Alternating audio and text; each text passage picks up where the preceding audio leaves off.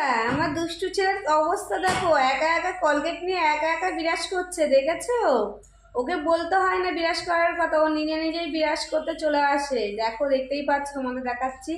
আবার কিভাবে বিরাজ করার পরে কিভাবে ফেলতে হয় গাল থেকে সেটাও জানে।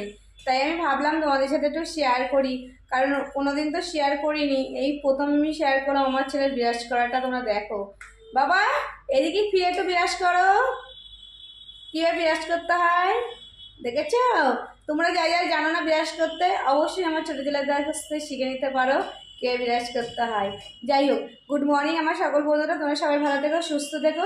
আজকে ভীষণ বেলা হয়ে গেছে, উঠতে উঠতে এই উঠেই পর ঘর বাড়ির সব কাজটা সেরে বিরাজ করতে চলে আসলাম। তাই ভাবলাম তোমাদের সাথে বিরাজ করতে করতে গুড মর্নিংটা বলি।